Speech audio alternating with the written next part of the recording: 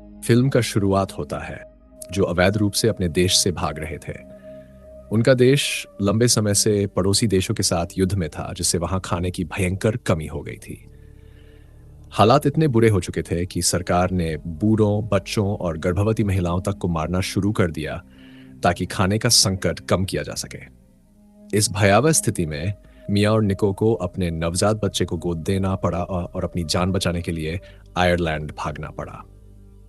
भागने की कोशिश कुछ समय बाद हम देखते हैं कि उनका एजेंट उन्हें एक कंटेनर के पास ले जाता है। ये कंटेनर जहाज के जरिए आयरलैंड ले जाए जा रहे थे। अंदर पहले से ही कई लोग छिपे हुए थे जो अपने देश से भाग रहे थे।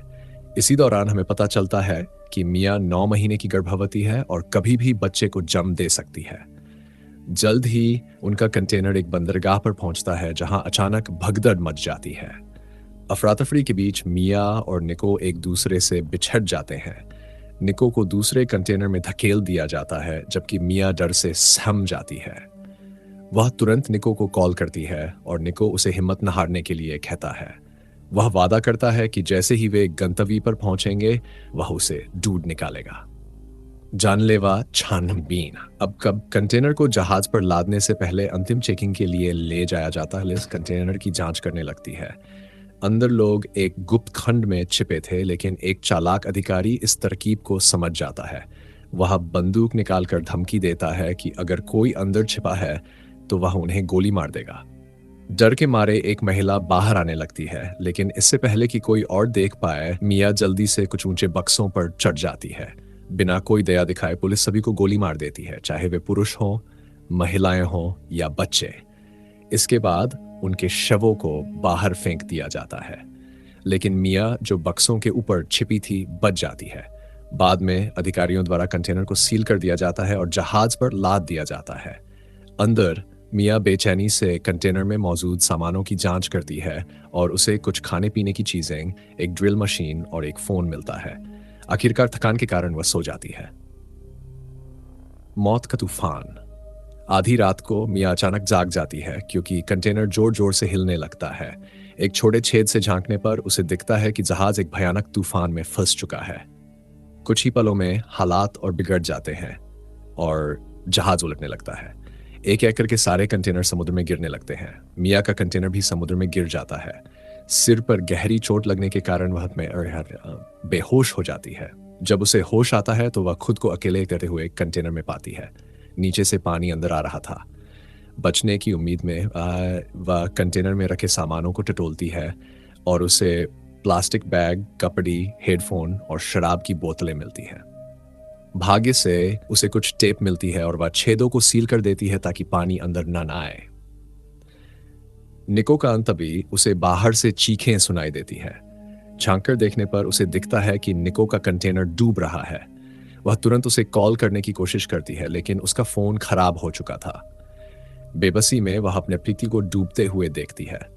इस गम में वह खुद को खत्म करने का सोचती है, लेकिन अपने अजन्मे बच्चे की खातिर वह खुद को संभालती है।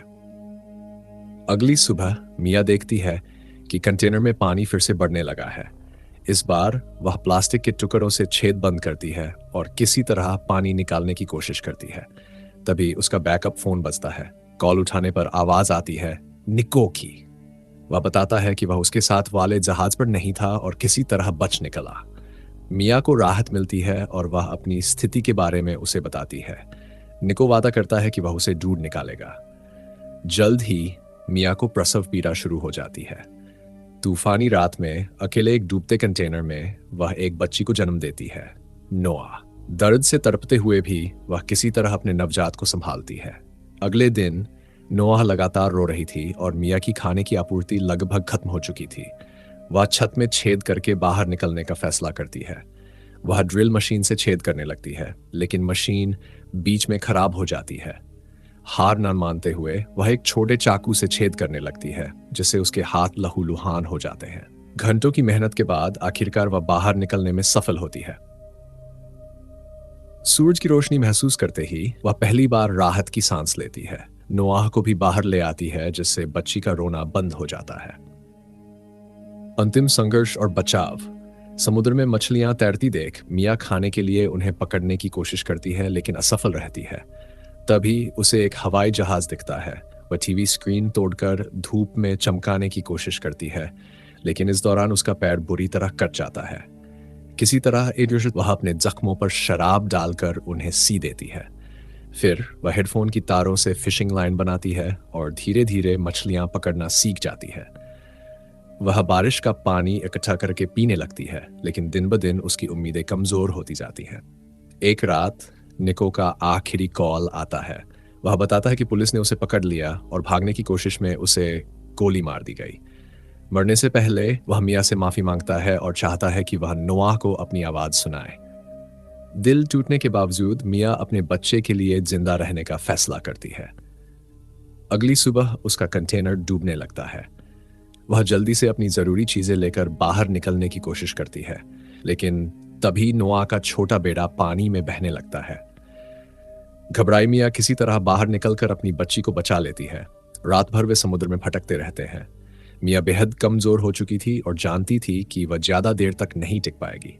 तभी दूर से एक मछली पकड़ने वाली नाव दिखती है।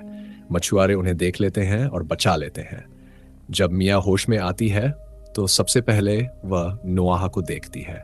उसकी बच्ची सुरक्षित थी।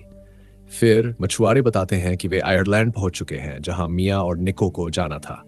और इस तरह लगभग 1 महीने तक जीवन और मौत से लड़ते हुए मिया ने न केवल खुद को बल्कि अपनी बेटी को भी बचा लिया।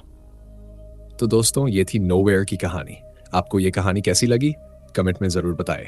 अगर आप इस वीडियो में नए हैं तो चैनल को सब्सक्राइब करें और वीडियो को लाइक करना ना भूलें।